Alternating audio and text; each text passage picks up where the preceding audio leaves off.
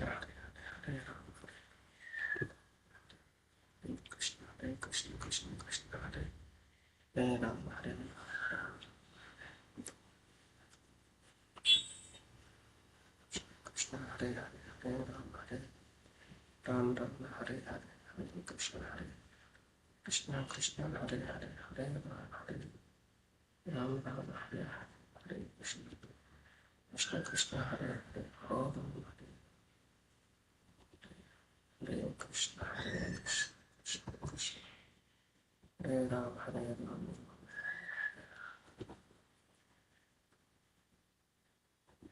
Krishna Krishna Krishna Krishna Hare Hare Hare Krishna Krishna Krishna Hare Hare Krishna Krishna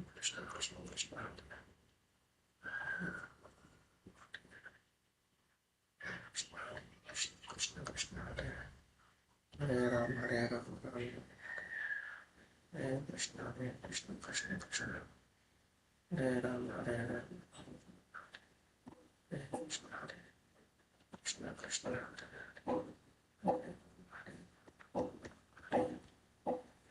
Krishna Krishna Krishna Krishna Hare Hare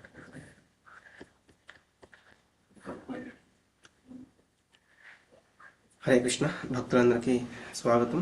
level 3 క్లాస్లో మనం ఈశోపనిషత్తు చూస్తున్నాము. ముందుగా గురు ప్రణామాలు. ఓం అజ్ఞానతిమిరాంధస్య జ్ఞానాంజనశలాకయా చక్షురున్మిళితం యేన తస్మై శ్రీ గురవే నమః. శ్రీ చైతన్యమనోభీష్టం స్థాపితం యేన భూతలే స్వయం రూపః కదా మహ్యం దదాతి స్వపదాంతికం. నమో ఓం విష్ణుపాదాయ కృష్ణప్రేష్ఠాయ భూతలే శ్రీమతే భక్తివేదాంత స్వామితి నామినే. నమస్తే సారస్వతే దేవే గౌరవాణి ప్రచారిణే నిర్విశేష శూన్యవాది పాశ్చాత్య దేశతారిణే.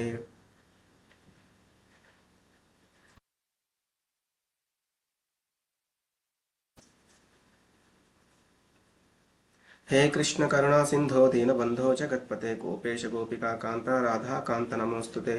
తప్త కాంచన గౌరాంగీ రాధే వృందావనేశ్వరి వృషభానుసుతే దేవి ప్రణమామి హరిప్రియే. వాంఛాకల్పతరుభ్యశ్చ కృపా సింధుభ్య ఏవ చ పతితానాం పావనేభ్యో వైష్ణవేభ్యో నమో నమః. జయ శ్రీ కృష్ణ చైతన్య ప్రభు నిత్యానంద శ్రీ అద్వైత గదాధర శ్రీవాసాది గౌరభక్తవృంద. హరే కృష్ణ కృష్ణ కృష్ణ హరే హరే హరే రామ రామ రామ హరే హరే.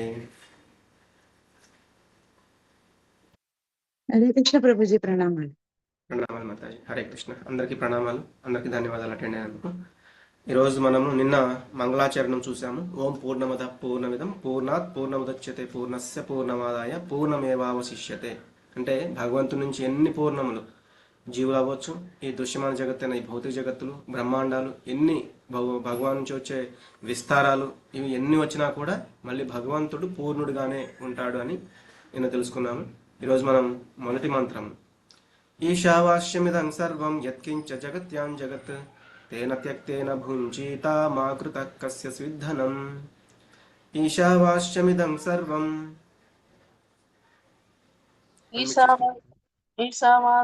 ఈశావాస్యమిదం సర్వం యత్కించ జగత్యాం జగత్ తేన త్యక్తేన భుంజీత మా కృతః కస్య స్విద్ధనం.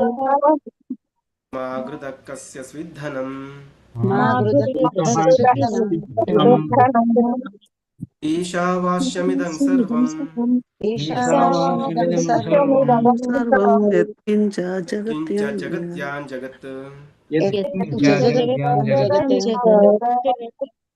తేన త్యక్తేన భుంజీత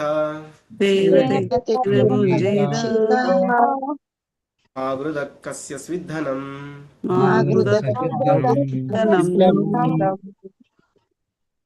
ఎవరైనా ఒకళ్ళిద్దరు చదవండి, హ్యాండ్ రైజ్ చేయండి మాతాజీ.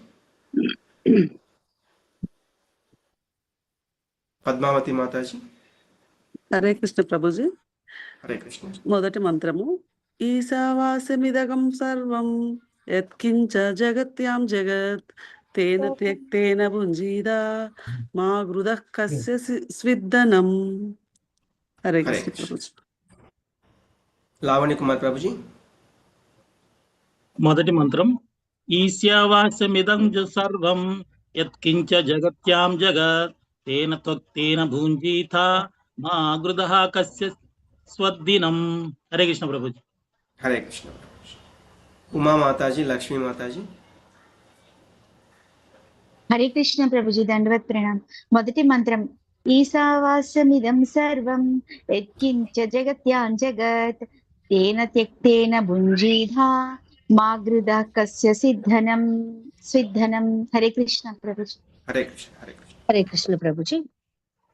మొదటి మంత్రం ఈశావాస్యమిదం సర్వం యత్కించ జగత్యాం జగత్ తేన త్యక్తేన భుంజీధా మా గృధ కస్య స్విద్ధనం.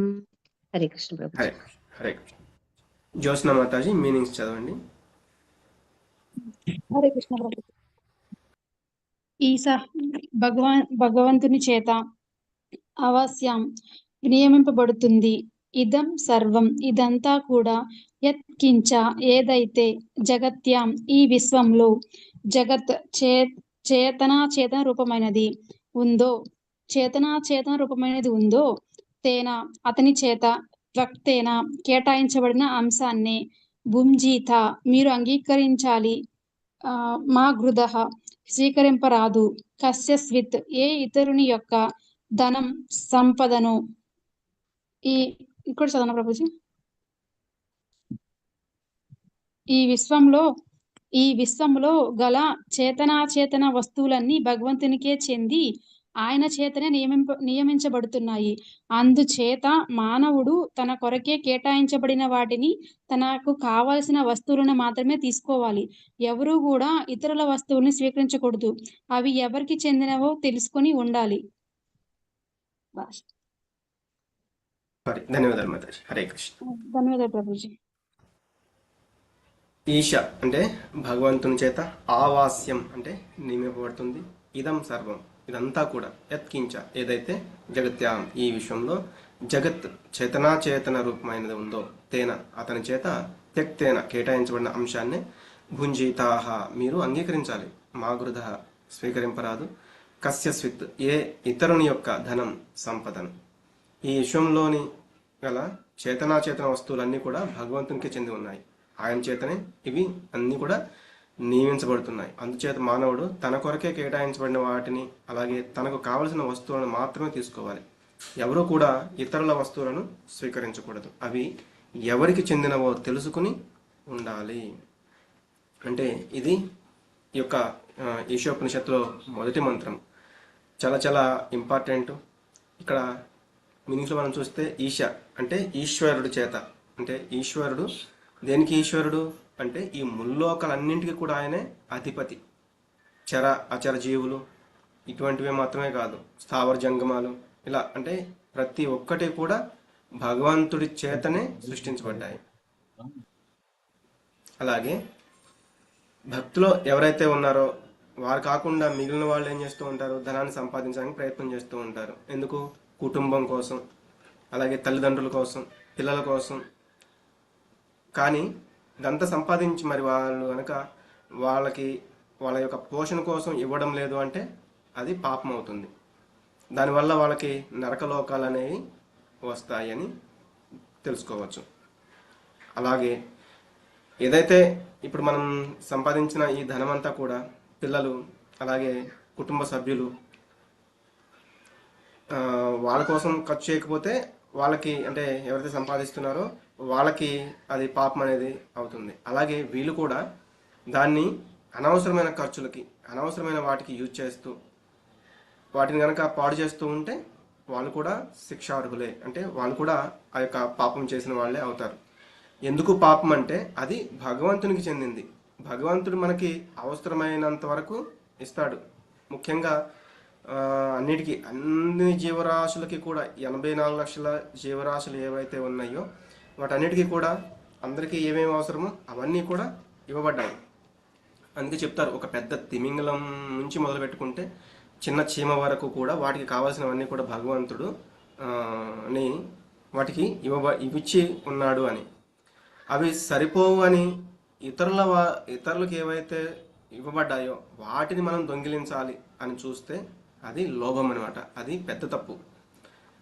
అంటే పాపానికి ఒక పెద్ద తండ్రి ఎవరు అంటే లోభం అనమాట. అంటే మనకు లోభం ద్వారానే ఇదంతా కూడా జరుగుతూ ఉంటుంది. కాబట్టి ఆ లోభము అనే దాన్ని మనం వదిలేయాలి. కాబట్టి మనకి ఏదైతే ఇవ్వబడిందో, మనకి ఎంత భాగమైతే మనకి కేటాయించబడిందో, కేటాయింపు కోట అంటారు కదా, ఆ కోట మాత్రమే మనం తీసుకోవాలి.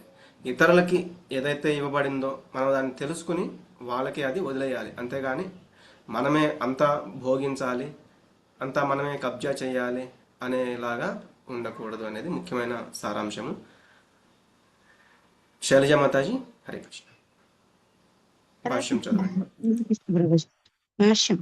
వేద విజ్ఞానము భగవంతునితో ప్రారంభం అవుతున్న గురు శిష్య పరంపరకు చెందిన ఆధ్యాత్మికాచార్యుల ద్వారా పొందడం వలన అది ప్రామాణికమైనది.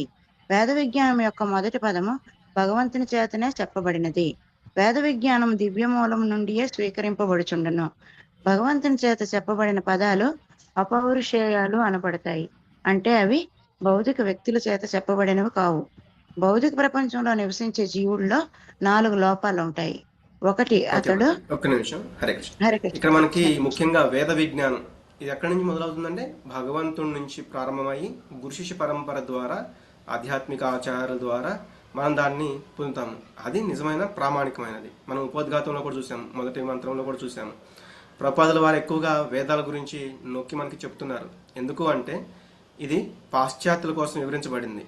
వారికి ఈ వేదాల యొక్క ప్రాముఖ్యత అనేది తెలియదు. మనకంటే ఇండియాలో ఉన్న వాళ్ళకి వేదాలు ఇవన్నీ ఏంటంటే కొంత అవగాహన అనేది ఉంటుంది. కానీ ఇతర దేశాల్లో ఉండే వాళ్ళకి వీటి యొక్క అంత అవగాహన అనేది ఉండకపోవచ్చు. వారి కోసము దీన్ని మళ్ళీ వేద విజ్ఞానము, వేదాల ద్వారా ఈ వేదాలు చెప్పబడింది ఎక్కడి నుంచి, ఎవరు చెప్పారు, మళ్ళీ దీన్ని ఎలా మనం తీసుకోవాలి అనేది మనకి ప్రభుపాదుల వారు చెప్తూనే ఉన్నారనమాట. నిస్మత చదవండి. అలాగే ఇక్కడ భగవంతుని చేత చెప్పబడిన పదాలు అపౌరుషేయాలు అంటే అవి లౌకిక అంటే భౌతిక వ్యక్తుల చేత చెప్పబడేవి కావు. ఎందుకు? భౌతిక వ్యక్తులు చెప్పబడేవి నిజమవ్వచ్చు, లేకపోతే అబద్ధం అవ్వచ్చు. ఎందుకు అంటే వాళ్ళకి యొక్క కొన్ని లోపాలు అనేవి ఉంటాయి. అవి ఏంటనేది చెప్తున్నారు. చదవండి. 1, అతడు తప్పకుండా తప్పులు చేస్తాడు. 2, అతడు మాయకు లొంగిపోయి ఉంటాడు. 3, అతడు ఇతరులను మోసగించే ప్రవృత్తిని కలిగి ఉంటాడు. 4, అతని ఇంద్రియాలు అసమగ్రాలు. ఈ 4 దోషాలకు బద్ధుడై ఉండడం వల్ల మానవుడు సంపూర్ణ జ్ఞానమును బోధించలేడు. వేదాలు అలాంటి అసంపూర్ణ వ్యక్తుల చేత రూపొందించినవి కావు. మొట్టమొదట వేద విజ్ఞానము ప్రథమ జీవుడైన బ్రహ్మ హృదయానికి బోధించబడింది. తర్వాత బ్రహ్మ దాన్ని తన కుమారులకు, శిష్యులకు బోధించారు. అనంతరం వారు ఇతరులకు బోధించారు. అదే విధానం ఇలా చరిత్రలో కొనసాగుతూ వచ్చింది. హరే కృష్ణ ప్రభు. ధన్యవాదాలు మాతాజీ. హరే. ఇట్లా మనము బద్ధ జీవితంలో ఉండే వాళ్ళకి 4 లోపాలు అనేవి కలిగి ఉంటారు. కాబట్టి అవి పౌరుషేయాలు అంటే వీళ్ళు మాట్లాడేవన్నీ కూడా పౌరుషేయాలు. కానీ భగవంతుడు ఏంటి? వీటికి అతీతుడు, వీటిల్లో బద్ధుడై ఉండడు అనమాట. కాబట్టి అతను మాట్లాడేవంతా కూడా అపౌరుషేయాలు అని చెప్తున్నారు.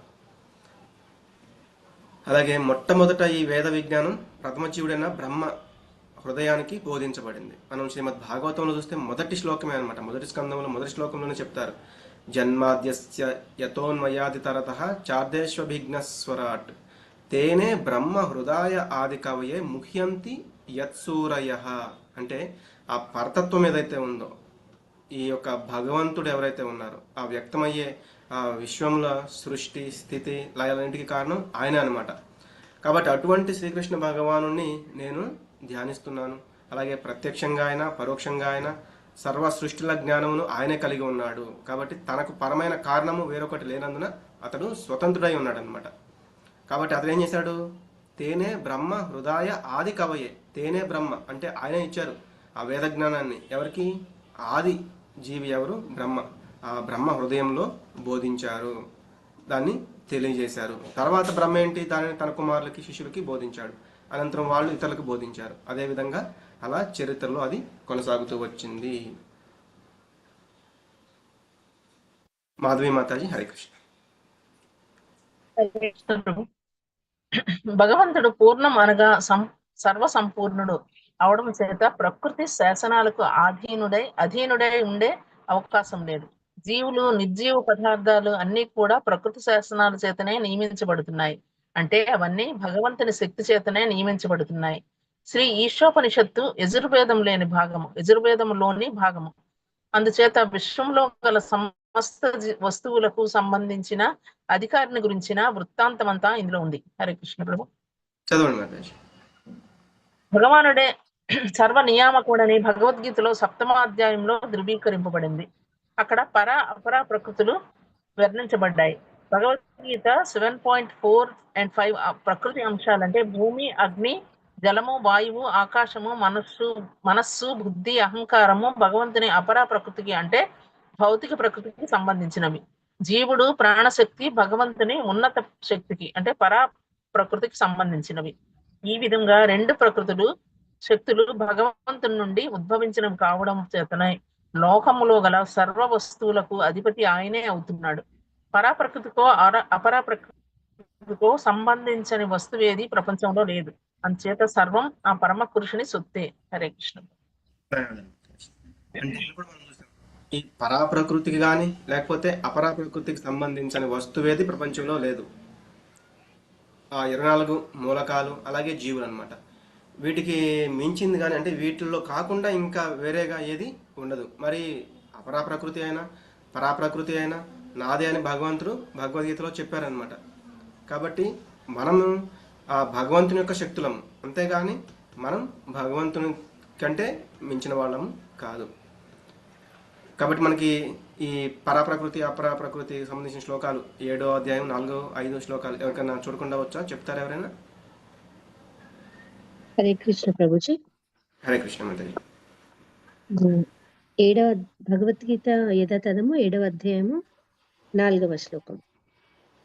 భూమిరాపో నలో వాయువు ఖం మనోబుద్ధిరేవ చ అహంకార ఇతీయం మే భిన్న ప్రకృతిరష్టదా.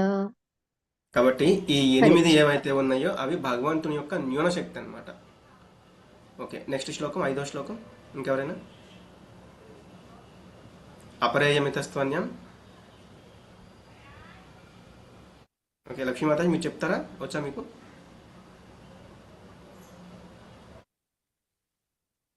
అపరేయమితస్త్వన్యం ప్రకృతిం విద్ధి మే పరాం జీవభూత మహాబాహో యయేదం ధార్యతే జగత్. అంటే ఈ పరాప్రకృతి అయిన ఉన్నతమైన జీవుడు ఎవరైతే ఉన్నా అంటే ఉన్నత శక్తి, నా యొక్క ఉన్నత శక్తి అని చెప్తారు, అంతేగాని ఉన్నత శక్తి అని చెప్పారనమాట. అంటే ఆ పరాప్రకృతి ఎవరైతే ఈ జీవులు ఉన్నారో వాళ్ళు ఈ యొక్క భౌతికమైన ఈ జగత్తులో ఈ భౌతికమైన విషయాలు ఏవైతే ఉన్నాయో, ఆ భౌతికమైన వస్తువులు ఏవైతే ఉన్నాయో వాటిని వినియోగించుకోవడానికి భగవంతుడే వాటిని ఇచ్చారనమాట. అంతా కూడా ప్రకృతికి సంబంధించింది. అంటే వాటిని మనం మన యొక్క అవసరాల కోసం వినియోగించుకోవాలి. అంటే భూమి, జలము, అగ్ని, వాయువు, ఆకాశం, బుద్ధి, అలాగే మన యొక్క మనసు, అహంకారం, ఈ 8 అపరాప్రకృతి. అలాగే మనము చేతనాయుతమైన జీవుడు అని చెప్తారు కదా, మనం ఏంటంటే భగవంతుని యొక్క ఉన్నత ప్రకృతి. ఇది మొత్తం భగవంతునికే చెందినవి. కాబట్టి వీటి మీద అధికారం ఎవరికి ఉంది? భగవంతునికి మాత్రమే ఉన్నాయి. కానీ ఎవరైతే అంటే దొంగతనం అంటే భగవంతుడు వేరే వారికి ఇచ్చిన వాటిని దొంగిలించడం, కబ్జా చేయడం అంటూ ఉంటారు కదా, అలాగే హత్య చేయడం, భగవంతుడు ఇచ్చిన జీవితాన్ని అంటే వేరే జీవులు ఏవైతే ఉన్నాయో వాటిని మనం హత్య చేయడం ఏదైతే ఉందో అంటే వాటి యొక్క ప్రాణాన్ని తీయడం ఏదైతే ఉందో అది తప్పు. అలాగే పరస్త్రీని మోహించడం ఇది కూడా తప్పే. అలాగే కృష్ణుడి యొక్క మనుషులను అంటే ఆయన యొక్క అంశాలైన మనుషుల్ని రక్షించే ధర్మం మరియు బాధ్యత కూడా ఎవరి మీద ఉందంటే మళ్ళీ అది కూడా మన మీదే ఉంది. అందుకే మనకి ఎగ్జాంపుల్గా చూస్తే రామాయణంలో జటాయువు ఏం చేస్తారు? ఎప్పుడైతే సీతాదేవిని రావణాసుడు అపహరించి తీసుకెళ్తుంటే అడ్డగించడానికి ప్రయత్నం చేస్తాడు. రావణుడితో యుద్ధం అంటే ఆఖరికి యమధర్మరాజు కూడా భయపడతారంట. అలాంటిది జటాయువు ఆయన ఏమీ ఆలోచించకుండా అడ్డగిస్తాడు. ఆయనకు తెలుసు రావణాసురుడితో యుద్ధం అంటే తనకి కంపల్సరిగా మృత్యు అనేది వస్తుంది అని. కానీ భగవంతుని యొక్క అంటే రాముని యొక్క ఆస్తి ఎవరు? సీతాదేవి. అటువంటి ఆమె మీద ఇటువంటి దుష్టుడు దృష్టి పెట్టాడు, అతని యొక్క దృష్టి పడింది అని తెలిసి అతనితో యుద్ధానికి వెళ్ళాడనమాట. కాబట్టి మనం కూడా ఈ సనాతన ధర్మంలో ఎవరు కూడా ఆడవారిని లేక ఇతర జీవరాశులను కానీ హింసించరాదు, వాళ్ళని ఇబ్బందులకు కలిగించరాదు, ఇబ్బందులకి గురి చేయకూడదు. ప్రతి ఒక్కళ్ళము కూడా శ్రీకృష్ణ భగవాన్ యొక్క ఆస్తులమే. అతని యొక్క మందిరాలకి కానీ అలాగే అతని యొక్క భక్తులను కానీ మనం రక్షించడానికి ప్రయత్నం చేస్తూ ఉండాలి. అలాగే వారి యొక్క ఇప్పుడు మనం చూస్తాం గుళ్ళల్లో అంటే టెంపుల్స్లో మందిరాల్లో ఉంటూ ఒక్కొక్కసారి వాళ్ళకి సరిగా ఆహారం కూడా దొరకదు. ఎందుకు మరి వాళ్ళకి ఆహారం ఎలా దొరుకుతుంది అంటే వాళ్ళు ఎప్పుడు కూడా భగవంతుని యొక్క నామ ప్రచారంలో, భగవంతుని యొక్క ఈ భాగవతము, రామాయణము, భగవద్గీత ఇటువంటి ప్రచారం చేసే కార్యక్రమంలో ఉన్నారనమాట. మరి వాళ్ళకి ఆహారం అనేది ఎలా వస్తుంది అంటే భక్తులు అలాగే ప్రజలు ఎవరైతే ఉన్నారో వాళ్ళు ఇచ్చే విరాళాల రూపంలోనే వాళ్ళకి ఆహారం అనేది వస్తుంది. కాబట్టి భక్తులు ఎప్పుడైతే విరాళాలు ఇవ్వడం మానేస్తారో అప్పుడు వాళ్ళకి ఆహారం అనేది ఉండదు. కాబట్టి ఈ రోజుల్లో మందిరాల్లో ఎలా నిర్వహణ కార్యక్రమాలు జరుగుతున్నాయంటే మనం చూస్తూ ఉన్నాం. ప్రభుత్వ సంస్థల్లోకి, ప్రభుత్వ వ్యవస్థల కిందికే కొన్ని వెళ్ళిపోయాయి. వాళ్ళందరూ ఏ మతం వారు అని కూడా చూడకుండా నియమిస్తున్నారు. వారంతా కూడా ఆ మందిరంలో నుంచి వచ్చే ఆ ధనం ఏదైతే ఉందో దాన్ని వారి యొక్క సొంత ప్రయోజనాల కోసం వాటిని వాడుకుంటూ ఉన్నారు. అలాగే అక్కడ పౌరోహిత్యం అంటే పూజారులు ఎవరైతే ఉన్నారో అందుకే మనం ఏం చేయాలి, అటువంటి వాళ్ళకి దానం ఇవ్వాలన్నమాట. అలా కాకుండా మనం హుండీల్లోనూ లేకపోతే ఇటువంటి ప్రభుత్వ వ్యవస్థల వాటికి వీటికి మనం ఇస్తూ ఉన్నామంటే అదేమవుతుంది, వాళ్ళు ఇష్టం వచ్చినట్లుగా వాటిని అంటే ఈ యొక్క ధర్మ కార్యక్రమాలకి వినియోగించకుండా వారి ఇష్టమైన కార్యక్రమాలకి వాటిని వినియోగిస్తూ ఉన్నారనమాట. అలాగే మనం ఇస్కాన్ మందిరాల్లో కనుక చూస్తే మనం ₹1 దానం చేసినా కూడా అది మందిరానికే వెళ్తుంది, అదంతా కూడా భక్తులకే వెళ్తుంది. అందుకే భగవంతుడు ఏం చెప్తారంటే, మీరు నాకు ఏదైనా సేవ చేయాలి అనుకుంటే ముందు నా భక్తులకి సేవ చేయండి అంటారనమాట. కాబట్టి మనం ఆ పూజారులు ధనం అడుగుతున్నారు కదా అని వాళ్ళు మనం అసహించుకోవడము, వాళ్ళని కొంచెం వేరే రకంగా మనం చూడడము ఇది కూడా కరెక్ట్ కాదు. కాబట్టి పూర్తి ఆ యొక్క మందిరాల యొక్క రక్షణ కూడా మనందరి మీద ఉంది. ఒకవేళ ఇదంతా చేస్తూ ఎప్పుడైతే ఇది కృష్ణుడిది, దీన్ని రక్షించాలి అని మనం అనుకుంటామో అదే నిజమైన కృష్ణ చైతన్యము. కాబట్టి ఈ పరాప్రకృతి అవ్వచ్చు, అపరాప్రకృతి అవ్వచ్చు, ఈ వీటికి రెండింటికి అతీతమైనది ఈ సమస్త ఎక్కడ కూడా ఇంకా వేరే ఏది లేదు. అంతా కూడా దేవాది దేవుని యొక్క సొత్తే, ఆ పరమ పురుషుని యొక్క సొత్తే అని ఇక్కడ చెప్తున్నాడు. ఓకే, నాగరత్న మాతాజీ, హరే కృష్ణ.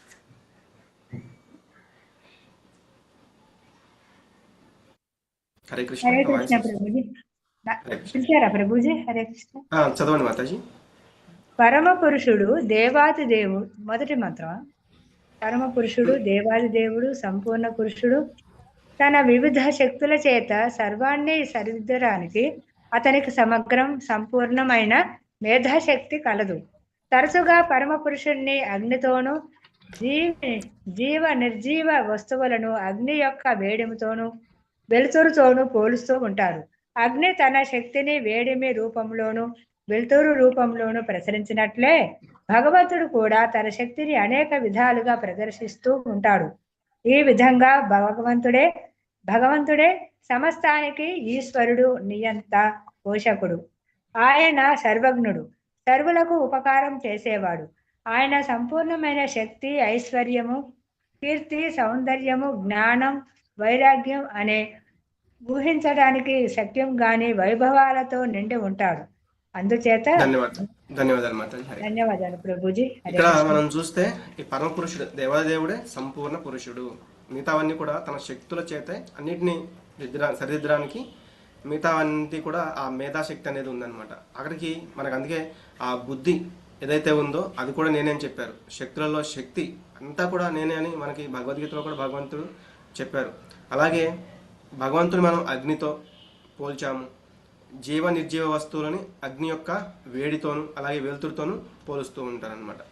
అంటే ఆ అగ్ని నుంచి ఏదైతే వస్తుందో, సపోజ్ ఇప్పుడు విద్యుత్ మనం ఎగ్జాంపుల్ తీసుకున్నాం అనుకోండి, విద్యుత్ ఉంది అంటే కరెంట్. ఆ యొక్క దాని నుంచి వచ్చే ఆ విద్యుత్ని మనం సరిగా యూటిలైజ్ చేసాము అంటే అది చాలా బాగా ఉపయోగపడుతుంది. సపోజ్ మనం రిఫ్రిజిరేటర్ ఉంది అంటే మనం కూలింగ్గా వాడడానికి ఆ కరెంటునే వాడతాము. మళ్ళీ అదే కరెంట్ని ఎలా వాడతాము, హీటర్ లాగా అంటే నీటిని వేడి చేసేదానికి కూడా వాడతాము, ఏసీలకు వాడతాము. అంటే దాన్ని మనం యూజ్ చేసే విధానాన్ని బట్టి దాన్ని ఎలా కరెక్ట్గా యూజ్ చేయగలుగుతున్నామో ఆ విధానాన్ని బట్టి అది యూజ్ అవుతుంది అనమాట. అలా కాకుండా మనం దాన్ని వేరే విధంగా అంటే దాన్ని మనం టచ్ చేసామనుకోండి ఏమవుతుంది, షాక్ కొడుతుంది. కాబట్టి దాన్ని మనం ఎలా దాన్ని మనం దాన్ని ఎలా అర్థం చేసుకోవాలో అలా అర్థం చేసుకుని దాన్ని ఆ విధంగానే తెలుసుకోవడానికి ప్రయత్నం చేయాలి. అలాగే భగవంతుడు ఎవరు? అందరికీ పోషకుడు ఆయనే, సర్వజ్ఞుడు, అందరికీ ఉపకారం చేసేవాడు కూడా ఆయనే. అలాగే ఆయనకి ఈ షడ్గుణ ఐశ్వర్యాలు, షడైశ్వర్యాలు ఇదంతా కూడా మనం చూసాం కదా. కాబట్టి ఈ యొక్క శక్తిమంతుడు, ఐశ్వర్యవంతుడు, కీర్తివంతుడు, సౌందర్యవంతుడు, జ్ఞానవంతుడు, వైరాగ్యవంతుడు అన్నీ కూడా మనం ఊహించడానికి శక్యం కాని వైభవాలతో అతను నిండి ఉంటాడు అని ఇక్కడ చెప్తున్నారు అన్నమాట. లావణ్య కుమార్ ప్రభుజీ, హరే కృష్ణ. నెక్స్ట్ పారాగ్రాఫ్ చదవండి. హరే కృష్ణ ప్రభుజీ. హరే కృష్ణ. అందుచేత భగవంతుడు తప్ప మరి ఎవరు దేనికి అధిపతులు కాదని మానవుడు తెలుసుకోవాలి. భగవంతుడు తన కోసం కేటాయించిన వస్తువులనే అతడు తీసుకోవాలి. ఉదాహరణకు ఆవు పాలిస్తుంది, కానీ తాను ఆ పాలను త్రాగదు. అది గడ్డిని, ధాన్యాన్ని తింటుంది. దాని పాలు మానవునికి ఆహారంగా నిర్ణయించబడ్డాయి. భగవంతుడు చేసిన ఏర్పాటు ఇది. దయతో మనకై అతడు కేటాయించి ఉంచిన వస్తువులతో మనం తృప్తి పడాలి. అంతేకాదు, మనకు గల వస్తువులకు నిజంగా ఎవరికి చెందినవో మనం ఎప్పుడు గుర్తించుకోవాలి. ఉదాహరణకు ఒక గృహం మట్టి, కర్ర, రాయి, ఇనుము, సిమెంటు మొదలైన ఎన్నో భౌతిక వస్తువులతో నిర్మింపబడుతుంది. శ్రీ ఈశోపనిషత్తు ప్రభుజీ పైకొద్ది.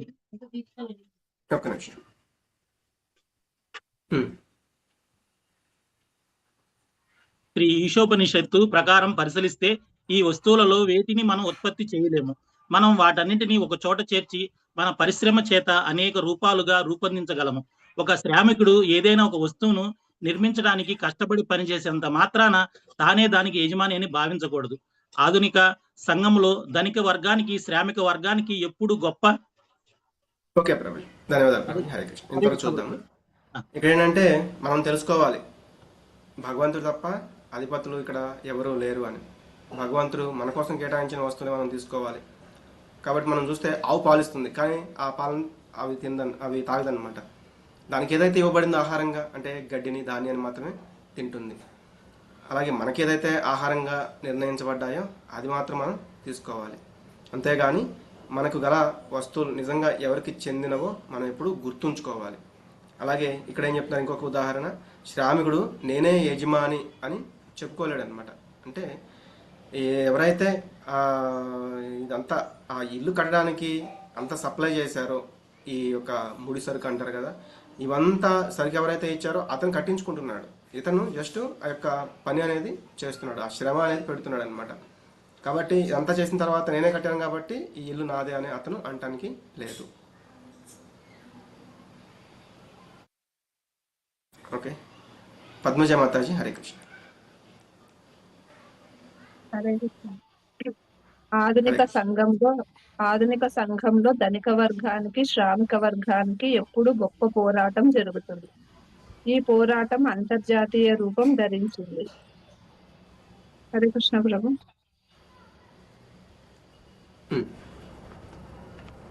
దీనివల్ల ప్రపంచానికి ఎంతో హాని కలుగుతుంది. మానవులు ఒకరిపై ఒకరు శత్రుత్వం పెంచుకొని కుక్కలలాగా, పిల్లులలాగా కోపంతో పోరాడుకుంటూ ఉంటారు. శ్రీ ఈశోపనిషత్తు పిల్లులకు, కుక్కలకు ఉపదేశం చేయదు. దేవాది దేవుడి సందేశాన్ని అది ప్రామాణికులైన ఆచార్యుల ద్వారా మానవులకు అందించగలదు. మానవ జాతి శ్రీ ఈశోపనిషత్తులోని వైదిక జ్ఞానాన్ని గ్రహించి భౌతిక వస్తు స్వామ్యం కోసం పోరాడడం మానాలి. వారు భగవంతుడు కృపతో తమకు ఇచ్చిన సౌకర్యాలతో తృప్తి చెందాలి. సామ్యవాదులు గాని, ధనిక వర్గం గాని, మరి ఏ ఇతర పక్షం గాని సంపూర్ణంగా భగవంతుని సొత్తైన ప్రకృతి వనరులపై స్వామ్యం ప్రకటిస్తే ప్రపంచంలో శాంతి ఉండదు. కేవలం రాజకీయ పన్నాగాలతో పెట్టుబడిదారులు సామ్యవాదాన్ని అణచలేరు. అలాగే సామ్యవాదులు కూడా దొంగ సొత్తు అయిన ఆహారం కోసం పోరాడడం ద్వారా పెట్టుబడిదారులను జయించలేరు. వారు దేవాది దేవుని స్వామ్యాన్ని గుర్తించకపోతే తమది అని వారు భావిస్తున్న ఆస్తి అంతా దొంగలించబడినదే అవుతుంది. దానికి ఫలితంగా వారు ప్రకృతి విధించే శిక్షలకు పాత్రులవుతారు. అణ్వాయుధాలు సామ్యవాదుల, పెట్టుబడిదారుల అధీనంలో ఉన్నాయి. ఇరు వర్గాల వారు పరమపురుషుని స్వామ్యాన్ని గుర్తించకపోతే చివరికి ఈ ఆయుధాలు అంటే బాంబులు రెండు పక్షాలను ధ్వంసం చేయడం తథ్యం. ఈ విధంగా తమను తాము రక్షించుకోవడానికి, ప్రపంచంలో శాంతి నెలకొల్పడానికి ఇరుపక్షాల వారు శ్రీ ఈశోపనిషత్తు ఉపదేశాలని అనుసరించారు. హరే కృష్ణ. ధన్యవాదాలు మాతాజీ. హరే కృష్ణ. కాబట్టి మనము బుద్ధి అనేది ఉందన్నమాట మనుషులకి. కానీ కుక్కల్లాగా పిల్లుల్లాగా శత్రుత్వం పెంచుకుని, అంటే ఒకరిపై ఇంకొకరితో శత్రుత్వం పెంచుకుని ఈ కుక్కల్లాగా పిల్లుల్లాగా కొట్లాడుకోకూడదు, పోరాడుకోకూడదు. మరి ఈ యొక్క ఇటువంటి ఇది రాదుకూడదు అంటే మనం నిజమైన బుద్ధి అనేది ఉపయోగించాలి. ఆ బుద్ధి అనేది ఉపయోగించినప్పుడు ఏమవుతుంది, మనం శ్రీ ఈశోపనిషత్తు ఏదైతే ఈ మొదటి మంత్రంలో చెప్తున్నారో, ఈశావాస్యమిదం సర్వం యత్కించ జగత్యాం జగత్, అంటే ఎవరికి ఏదైతే ఇవ్వబడిందో దాన్ని వాళ్ళు తీసుకుని ఇతరులకు ఏదైతే ఇవ్వబడిందో దాన్ని వారికే వదిలేస్తే ఇట్లా ఈ కొట్లాడుకునే ప్రాబ్లమ్స్ ఇవన్నీ కూడా రావు. ఇది అంతర్జాతీయంగా కూడా ఈ ప్రాబ్లం అనేది ఉంది. కానీ ఎవరికి వాళ్ళు ఏం చేస్తూ ఉంటారు, మా దేశాన్ని మేము బాగా బాగు చేయాలి అంటే ఇతర దేశం మీద బాంబులు వర్షం కురిపించాలి, ఇట్లా ఆలోచిస్తూ ఉంటారు. కానీ ఇదంతా ఏమవుతుంది, ఒక రకంగా చెప్పాలంటే కుక్కల్లాగా పిల్లులాగా కొట్లాడుకోవడమే అవుతుంది. కానీ ఈ యొక్క మానవ జాతి అంతటికీ కావాల్సింది ఏంటి అంటే ఈ యొక్క ఈశోపనిషత్తు అనే ఈ వైదిక జ్ఞానం అనేది కావాలన్నమాట. కానీ కొంతమంది ఏమంటూ ఉంటారు, పెట్టుబడిదారులు, వీళ్ళకేంటి లోభం ఉంటుంది. లోభం వల్ల ఏంటి, కొంత పెట్టుబడిని పెడతారు, ఇంకా ఎక్కువ అనేది ఆర్జించడానికి ఆ లోభంతో ఎక్కువగా ఆలోచిస్తూ ఉంటారు. సరే, మరి కమ్యూనిస్టులు ఏమంటూ ఉంటారు, ఆ కమ్యూనిస్టు అనే ఆ భావజాలం కలిగిన వాళ్ళు ఏమంటారు, మేము మీ దగ్గర ఇంతే ఉండాలి, ఇంతకంటే ఎక్కువ ఉంది కాబట్టి మాకు ఇచ్చేసేయండి. అంటే అసూయ అనమాట. అంటే ఎవరికైతే ఉందో, వీళ్ళకి లేదు కాబట్టి వాళ్ళ దగ్గర ఉంది కాబట్టి అసూయతోటి ఆ అసూయ అనేదాన్ని కలిగి ఉంటారు. కానీ కమ్యూనిస్టు దేశాలు ఏవైతే ఉన్నాయో, మరి ఆ దేశాల్లో సపోజ్ ఇప్పుడు ప్రధానికి లేకపోతే రాష్ట్రపతికి లేకపోతే వాళ్ళ గొప్ప గొప్ప మినిస్టర్లు ఎవరైతే ఉన్నారో వాళ్ళకి, అలాగే రోడ్లు ఊడ్చే వాళ్ళకి, అంటే చిన్న స్థాయి ఉద్యోగులు ఎవరైతే ఉన్నారో వాళ్ళకి వీళ్ళకి సమానంగా శాలరీ అనేది ఉంటుందా? ఉండదు. మరి వాళ్ళు అక్కడ కూడా సమానత్వాన్ని పాటించాలి కదా, అది ఉండదన్నమాట. కానీ ఇలా ఏదో ఒకటి దాన్ని రాద్ధాంతం చేయాలి, దానివల్ల ఇతరుల పట్ల అసూయతోటి వీళ్ళు ఎప్పుడు కూడా కొట్లాడుతూ ఉంటారనమాట. కానీ ఈ అంతర్జాతీయంగా శాంతి అనేది కావాలి అంటే, అంటే ప్రపంచంలో శాంతి అనేది కావాలి అంటే ఈ ఈశోపనిషత్తులోని ఈ వైదిక జ్ఞానాన్ని వాళ్ళు తెలుసుకోవాలి. ఈ సామ్యవాదులు ఇందాక చెప్పినట్లుగా సామ్యవాదులు ఏంటంటే దొంగ సొత్తైన ఆహారం కోసం పోరాడుతూ ఉంటారనమాట. కానీ వాళ్ళు ఎప్పుడు కూడా పెట్టుబడిదారులని జయించలేరు. అలాగే ఇంకా మనం చూస్తే దేవాదేవుని స్వామ్యాన్ని గుర్తించకపోతే తమది అని వారు భావిస్తున్న ఆస్తి అంతా దొంగిలించబడినదే అవుతుంది. దానికి ప్రతిఫలంగా వారు ప్రకృతి విధించే శిక్షలకు పాత్రులు అవుతారు. అంటే ఎవరైతే పెట్టుబడిదారులు ఉన్నారో వాళ్ళ గురించి చెప్తున్నారనమాట. అణ్వాయుధాలు, సామ్యవాదులు పెట్టుబడిదారుల ఆధీనంలో ఉన్నాయి. ఇరు వర్గాల వారు పరమపురుషుని సామ్యాన్ని గుర్తించలేకపోతే, అంటే ఈ ఈశావాస్యం అనే ఈ యొక్క సూత్రాన్ని మనం ఎవరైనా సరే తెలుసుకోలేకపోతే ఇట్లా ఇరుపక్షాలు కూడా ధ్వంసం అవ్వడం, అంటే ఒకరి వల్ల ఇంకొకరు ధ్వంసం అవ్వడం, దాని ద్వారా ఏమవుతుంది, శాంతి అనేది ఉండదు. కానీ ఐక్యరాజ్య సమితి అలాగే ప్రపంచ దేశాలన్నీ కూడా శాంతి మంత్రాన్ని పలుకుతూ ఉంటారు. కానీ ఎవరు కూడా నిజమైన ఆ శాంతి మార్గం ఏంటి అనేది తెలుసుకోలేకపోతున్నారు. కాబట్టి వాళ్ళందరూ కూడా తెలుసుకోవాల్సింది ఏంటంటే శ్రీ ఈశోపనిషత్ అనే ఈ ఉపదేశాలని వాళ్ళు అనుసరించాలి. దానివల్ల ఏమవుతుంది, ఈ కుక్కల్లాగా పిల్లలాగా పోరాడడం ఆగిపోతుంది అని శ్రీల ప్రభుపాదుల వారు మనకి ఇక్కడ చాలా వివరంగా అర్థమయ్యేలాగా చెప్తున్నారు. లక్ష్మీమాతాజీ. హరే కృష్ణ. హరే కృష్ణ ప్రభుజీ. కుక్కలలాగా పిల్లులాగా పోరాడుకోవడం మానవుల పద్ధతి కాదు. వారు మానవ జీవిత పరమార్థాన్ని, ప్రాముఖ్యాన్ని గుర్తించడానికి తగినంత తెలివిని కలిగి ఉండాలి. వైదిక గ్రంథాలు కుక్కల కోసం, పిల్లుల కోసం కాక మానవ జాతి కోసమే రచించబడ్డాయి. కుక్కలు, పిల్లులు ఆహారం కోసం ఇతర జంతువులను చంపినా వాటికి పాపం అంటదు. కానీ నియంత్రించలేని రుచులను తృప్తిపరచడానికై మానవుడు ఒక్క జంతువును చంపినా ప్రకృతి శాసనాలను ఉల్లంఘించినందుకు బాధ్యుడై దానికి తగిన దండనను పొందుతాడు. ఇక్కడ ఏంటంటే ఈ కుక్కల్లాగా పిల్లలాగా పోరాడుకోవడం మానవుల పద్ధతి కాదు. ఎందుకు, మనకి బుద్ధి అనేది ఉంది, వాటికి బుద్ధి అనేది లేదనమాట. అంటే అవి కూడా నిద్ర, మైథునం, ఆహారం, రక్షణ అనేవి చేస్తాయి, మనం కూడా చేస్తాం. కానీ వాటికి మనకి డిఫరెన్స్ ఏంటంటే అవి బుద్ధితోటి ఆలోచించలేవు, మనం బుద్ధితోటి ఆలోచిస్తాం అన్నమాట. కాబట్టి మన యొక్క ఈ మానవ జీవితం యొక్క పరమార్థం ఏంటి అనేది మనం తెలుసుకోవాలి. కాబట్టి దానికి తగినంత తెలివి అనేది కలిగి ఉండాలి. అలాగే ఈ వైదిక గ్రంథాలు, ఇదంతా ఈ వేదాలు, అలాగే ఈ శాస్త్రాలు, ఈ పురాణాలు, ఇవన్నీ కుక్కల కోసము, పిల్లల కోసం కాదు, మానవ జాతి కోసం అవి రచించబడ్డాయి. ఎందుకు? అవి చదివి అవి తెలుసుకునే యొక్క బుద్ధి అనేది మనకు ఉంది, వాటికి లేదనమాట. అలాగే ఇతర జంతువులు ఏవైతే ఉన్నాయో అవి వాటి యొక్క ఆహారం కోసం ఇతర జంతువుల మీద ఆధారపడతాయి, మనం కూడా ఇతర జీవుల మీదే ఆధారపడతాము. అందుకే జీవో జీవస్య జీవనః అంటారు. అంటే ఒక జీవి జీవించాలి అంటే వేరే ఒక జీవిని సంహరించడము, వేరే ఒక జీవి మీదే ఆధారపడి, అంటే తన నుంచి వచ్చే వాటి మీద ఆధారపడి జీవిస్తూ ఉంటాయి. మానవులు కూడా వేరే జీవుల మీదే ఆధారపడి జీవించాలి. వాటి కోసము మనం వేరే జీవుల్ని సంహరించవలసిన అవసరము, అంటే జంతువులను కానీ వీటిని నియంత్రించలేని రుచులను తృప్తిపరచడానికి అని ఇక్కడ చెప్తున్నారు అనమాట. అంటే మనకి ఏదైతే అవసరమో అవి మనకి భగవంతుడు ఇచ్చాడు. కాబట్టి మనం ఇతరుల యొక్క జీవితాలని మనం అంతం చేయవలసిన, హత్య చేయవలసిన అవసరం అనేది లేదు అని ఇక్కడ చెప్తున్నారు. లక్ష్మీమాతాజీ కంటిన్యూ చేయండి. మానవ జీవిత ప్రమాణాలను జంతువుల విషయంలో సమన్వయించకూడదు. పెద్ద పుల్లి అన్నం గాని గోధుమలను కాని తినదు, ఆవు పాలను కూడా తాగదు. ఎందుకంటే జంతు మాంస రూపంలో దానికి ఆహారం ఇవ్వబడింది. లోకంలో శాకాహారం తినేవి, మాంసాహారం తినేవి అయిన అనేక పక్షులు, జంతువులు ఉన్నాయి. కానీ అవి దైవ సంకల్పం చేత సృష్టించబడినవి కావడం చేత ప్రకృతి శాసనాలను అవి ఉల్లంఘించవు. జంతువులు, పక్షులు, సర్పాలు ఇంకా ఇతర అధమ జీవజాతులు కూడా ప్రకృతి శాసనాలను తప్పక పాటిస్తాయి. అందుచేత వాటి విషయంలో పాపం అనే ప్రశ్నే లేదు. వేదముల ఉపదేశాలు వాటి కొరకు ఉపదేశించబడినవి కావు. మానవ జీవితం మాత్రమే బాధ్యతా సహితమైనది. హరే కృష్ణ. ధన్యవాదాలు. హరే కృష్ణ. కాబట్టి ఇందాక చెప్పినట్లుగానే ఇది మనకి ఇవ్వబడింది. నెక్స్ట్ పద్మావతి మాతాజీ. హరే కృష్ణ. హరే కృష్ణ ప్రభుజీ. శాకాహారి అయినంత మాత్రాన ఎవరు ప్రకృతి శాసనోల్లంఘనం చేయడం లేదని భావించడం తప్పు. కాయకూరలకు కూడా జీవం ఉంటుంది. ఒక జీవి మరొక జీవి ఆహారం అయి ఉండటం ప్రకృతి శాసనం. కానీ మానవులు పరమ పురుషుడిని గుర్తించగలిగేలా ఉండాలి. అందుచేత నేను నిజమైన శాకాహారిని గర్వించకూడదు. పరమ పురుషుణ్ణి గుర్తించడమే ముఖ్యమైన విషయము. జంతువులకు భగవంతుణ్ణి గుర్తించడానికి కావలసిన తగినంత ఉత్తమ చైతన్యం లేదు. కానీ మానవునికి వైదిక గ్రంథాల నుండి పాఠాలను గ్రహించడానికి తగినంత చైతన్యం కలదు. ప్రకృతి శాసనాలు ఎలా పనిచేస్తున్నాయో అతడు గ్రహించగలడు.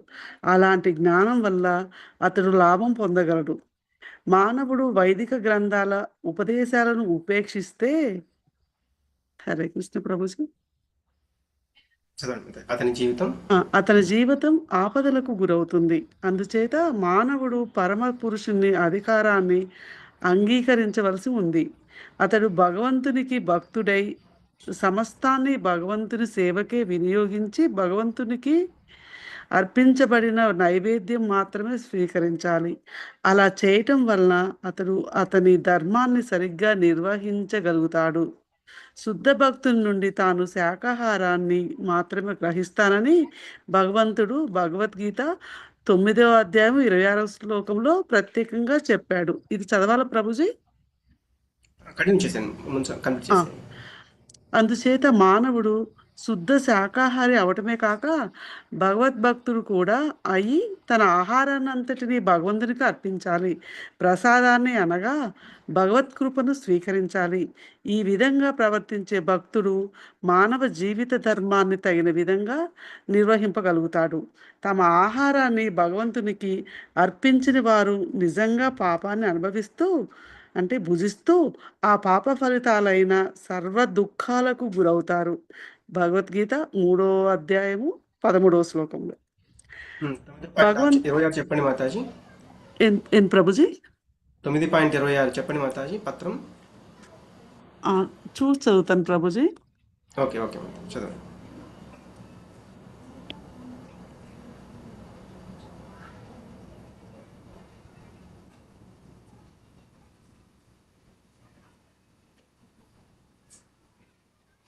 పత్రం ఓకే, పుష్పం ఫలం తోయం యో మే భక్త్యా ప్రయచ్చతి తదహం భక్త్యుపహృతం అస్నామి ప్రయతాత్మనః. ధన్యవాదాలు. హరే కృష్ణ. హరే కాబట్టి మనం కూడా ఏంటి, నేను శాకాహారిని అని అయినంత మాత్రాన మనం తప్పు చేయకుండా ఉన్నట్లు కాదనమాట.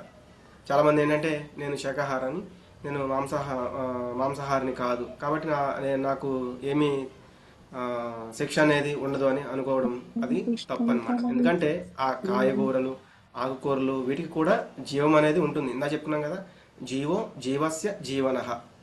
కాబట్టి మనం కూడా ఏవో ఒక జీవం మీద ఆధారపడి జీవిస్తాము. కాబట్టి మనకి ఏదైతే ఆహారంగా ఇవ్వబడిందో మనం దాన్ని తీసుకోవాలి. ఇదే ఈశావాస్య సూత్రం అనమాట. అంతేగాని ఒక్కొక్కసారి మనం ఏం చేస్తూ ఉంటాం, మనకు అవసరం లేకపోయినా కూడా డెవలప్మెంట్ పేరుతోటి వీటితోటి ఆ యొక్క నదుల్ని, జలాశయాలని, చెరువుల్ని కబ్జా చేసేస్తూ ఉంటారు అనమాట. మరి వాటిల్లో ఉండే ఒక జీవుల పరిస్థితి ఏంటి? అలాగే కొంతమంది పెద్ద పెద్ద కొండల్ని, గుట్టల్ని కూడా మొత్తం ఇష్టం వచ్చినట్టు నరికేసి, అడవుల్ని అవసరం ఉన్నా లేకపోయినా నరికేసేసి వాటిని అంటే అక్కడ ఉండే జీవుల్ని ఇబ్బంది పెడుతూ ఉంటారు. ఎంతవరకు అవసరమో వాటిని అంతవరకు మాత్రమే యూజ్ చేయాలి. అంతేగాని మనకి అవసరం లేకపోయినా కూడా ఇతర జీవులని హింసించడం, ఇతర వాటిని మనం ఇబ్బంది కలిగించడం అనేది కరెక్ట్ కాదు. కాబట్టి అందుకే ఈ ప్రకృతి శాస్త్రం అనేది కూడా అదే అని చెప్తున్నారు అనమాట. అలాగే మనం ఇందా చెప్పుకున్నట్లుగా ఏదైతే మనం శాకాహారమే, కానీ ఆ యొక్క శాకాహారాన్ని అయినా మనం భగవంతుడికి సమర్పించి తీసుకుంటున్నామా లేదా అనేది కూడా తెలుసుకోవాలి. అందుకే ఇక్కడ ఏం చెప్తున్నారు, భగవంతుని సేవకే వినియోగించాలి, భగవంతునికి అర్పించబడిన నైవేద్యం మాత్రమే మనం స్వీకరించాలి. అలా చేయడం వలన మనం ధర్మాన్ని సరిగ్గా నిర్వహించగలుగుతాము. శుద్ధ భక్తుని నుండి తాను శాకాహారాన్ని మాత్రమే గ్రహిస్తానని చెప్పాడు భగవంతుడు. అందుకే అక్కడ ఏం చెప్తాడు, భక్త్య అని 2 సార్లు భక్తితో నాకు అర్పించు అని నేను దాన్ని స్వీకరిస్తానని చెప్తున్నారు అనమాట. భక్తి లేకుండా మనం శాకాహారం తీసుకుంటున్నాము అని, మనం ఏ ఆహారాన్నైనా భగవంతునికి సమర్పించుకొని మనం తీసుకున్నాం అనుకోండి, అది పాపం అవుతుంది. ఆ శ్లోకం ఎవరికన్నా వచ్చా? ఇక్కడ చెప్పారు కదా, 3వ అధ్యాయంలో 13వ శ్లోకం, యజ్ఞశిష్టాశిన సంతో ముచ్యంతే సర్వకిల్బిషైః భుంజతే తే త్వఘం పాపా ఏ పచంత్యాత్మకారణాత్. హరే కృష్ణ ప్రభుజీ. హరే బోల్. కాబట్టి అఘం పాప, ఘోరమైన పాపాన్ని మనం పొందుతాము. దానివల్ల మనం పాపులం అవుతాము. ఏంటది? మనం ఆ యొక్క భగవంతుని యొక్క ప్రసాదాన్ని స్వీకరించకుండా మన ఇంద్రియ భోగం కోసం ఎప్పుడైతే మనం దాన్ని స్వీకరిస్తామో అది పాపమే అవుతుంది. సర్వ దుఃఖాలకి అది కారకం అవుతుంది ఆ పాప ఫలితాలు. కాబట్టి మనం అందుకే భగవంతుడు చెప్తారు, ఆ పత్రం పుష్పం ఫలంతో ఏం చెప్పిన తర్వాత ఆ నెక్స్ట్ శ్లోకంలో చెప్తారు ఏమని, యత్కరోషి యదశనాసి యజ్జుహోషి దదాసి యత్ తపస్యసి కౌంతేయ తత్ కురుష్వ మదర్పణం. నువ్వు ఏమైతే చేస్తున్నావో, నువ్వు చేసే యజ్ఞాలు అవ్వచ్చు, నువ్వు చేసే దానాలు అవ్వచ్చు, నువ్వు చేసే తపస్సులు అవ్వచ్చు, అవన్నీ కూడా నాకు సమర్పించి చేయమంటున్నారు. కాబట్టి దాంట్లో ఏమన్నా పాప ఫలితం ఉన్నా కూడా అది మనకు అంటుకోదు. ఎందుకు? మనం ఆల్రెడీ దాన్ని భగవంతుడు సమర్పించాం. మనకు దాని మీద ఎటువంటి ఆశ, అంటే మనకి దాని మీద ఎటువంటి ఇంద్రియ భోగ కోరిక అనేది లేదు. కాబట్టి మనం అంటే ఆ చేసే యజ్ఞం ఏదైతే ఉందో అది భగవంతుడికి సమర్పించాం కాబట్టి మనకి ఎటువంటి పాపం అనేది చుట్టుకోదు. కాబట్టి మొట్టమొదటి మనం తీసుకునే ఆహారాన్ని కూడా భగవంతునికి ఇవ్వాలి, అంటే దాన్ని మనం భగవంతుడికి సమర్పించాలి, తర్వాత దాన్ని మనం స్వీకరించాలి. అలా కాకుండా చేస్తే మనం దొంగలం అవుతున్నామని చెప్తున్నారనమాట. రమాదేవి మాతాజీ, హరే కృష్ణ. హరే కృష్ణ ప్రభుజీ. భగవంతుని అధికారమును నిరాకరించి ప్రకృతి శాసనాలను ఉద్దేశపూర్వకంగా ఉల్లంఘించటమే పాపానికి మూలము. ప్రకృతి శాసనాలను గాని భగవంతుని ఆజ్ఞను గాని ఉల్లంఘించటం మానవునికి వినాశనాన్ని తెచ్చిపెడుతుంది. మానవుడు విచక్షణను కలిగి ప్రకృతి శాసనాలను తెలుసుకొని అనవసరమైన రాగద్వేషాల చేత ప్రభావితుడు కాకుండా ప్రవర్తిస్తే భగవంతుడు అతనిని గుర్తించటము, అతడు భగవద్ధామమును అంటే శాశ్వతమైన ధామమైన భగవంతుని స్వధామమును తిరిగి చేరుకోవడానికి అర్హుడవడం జరుగుతాయి. హరే కృష్ణ హరే కృష్ణ కృష్ణ కృష్ణ హరే హరే, హరే రామ రామ రామ హరే హరే. కాబట్టి మనం భగవంతుని యొక్క అధికారాన్ని మనం నిరాకరించామంటే ఎందుకు? మనం పరాప్రకృతి, భగవంతుని యొక్క ప్రకృతి, భగవంతుని యొక్క శక్తి, భగవంతునికి 3 శక్తులు ఉన్నాయి. కాబట్టి వాటిలో మనం ఒక శక్తి. కాబట్టి మనం భగవంతుని నుంచి వచ్చాం. కాబట్టి భగవంతుడు ఏదైతే మనకి నియమాలు అనేవి ఇచ్చారో, ఆ శాసనాలు అనేవి ఏవైతే ఉన్నాయో వాటిని మనం ఉల్లంఘించకుండా ఉండడానికి మనం ప్రయత్నం చేస్తూ ఉండాలి. అంతేగాని ఉద్దేశపూర్వకంగా మనం వాటిని ఉల్లంఘించాము అంటే అది మనకి పాపం అవుతుంది. కాబట్టి మనం భగవంతుని యొక్క ఆజ్ఞను ఉల్లంఘించకూడదు. దానివల్ల మనకి వినాశనం అనేది కలుగుతుంది. కాబట్టి మనం విచక్షణ జ్ఞానాన్ని కలిగి ఈ ప్రకృతి శాసనాలు ఏవైతే ఉన్నాయో అనవసరమైన రాగద్వేషాల చేత ప్రభావితం కాకూడదు. అందుకే మనకి 4వ అధ్యాయంలో చెప్తారు, ఆ రాగద్వేషాలు అనేవి వదిలిపెట్టమని. 2వ అధ్యాయం చాలా చోట్ల ఆ ద్వంద్వాలు అనేవి విడిచిపెట్టమని భగవంతుడు చెప్తూనే ఉన్నారు భగవద్గీతలో. కాబట్టి వీటిని మనం తెలుసుకుంటూ అతనిని గుర్తించడం, అలాగే చేస్తూ ఉంటే ఆయన చెప్పినట్లుగా ఈ శాసనం మనం పాటిస్తూ ఉంటే ఉల్లంఘించకుండా, ఏదైతే మనం ఈ ఈశావాస్య సూత్రం ఏదైతే ఉందో దానిని మనం అంగీకరించి ఇది నాది, నేను ఇంతవరకు మాత్రమే తీసుకోవాలి. ఇంకొకటి అంటే దానికి ఏదైతే మనకు సంబంధించనిది ఉందో అది ఇతరులది కాబట్టి దాంతో నాకు సంబంధం లేదు, దాన్ని నేను తీసుకోకూడదు, దాన్ని నేను భోగించాలని కోరుకోకూడదు అని ఎప్పుడైతే మనం తెలుసుకుంటామో అప్పుడు ఈ సమాజమైన, ఈ దేశమైన, ఈ ప్రపంచమైన ఏ యొక్క శాంతి సూత్రం కోసం పోరాడుతూ ఉన్నాయో, శాంతి కోసం యుద్ధాలు చేస్తూ ఉన్నారో అవన్నీ కూడా చేయవలసిన అవసరం లేదు. ఇదొక్క సూత్రం తెలుసుకుంటే అప్పుడు అందరూ కూడా ఆ యొక్క నిజమైన శాంతిని పొందే అవకాశం అనేది ఉంటుంది అని ఇక్కడ ఈ యొక్క మంత్రం ద్వారా మనం తెలుసుకుంటున్నాము. అందరికీ ధన్యవాదాలు. రేపు మనము 2వ మంత్రం చూద్దాము. ఇక్కడితో మనం ఈరోజు విరామం తీసుకుందాము. వాంఛాకల్పతరుభ్యశ్చ కృపాసింధుభ్య ఏవ చ పతితానాం పావనేభ్యో వైష్ణవేభ్యో నమో నమః. అనంతకోటి వైష్ణవ వృంద్ की जय. नामाचार्य श्रील हरदास ठाकुर की जय. हरे कृष्ण महामंत्रण की जय. पतित पावन श्रील प्रभुपाद की जय. भगवद गीता भागवत ग्रंथाल की जय. हरे कृष्ण महामंत्रण की जय. हरे कृष्ण कृष्ण कृष्ण हरे हरे, हरे राम राम राम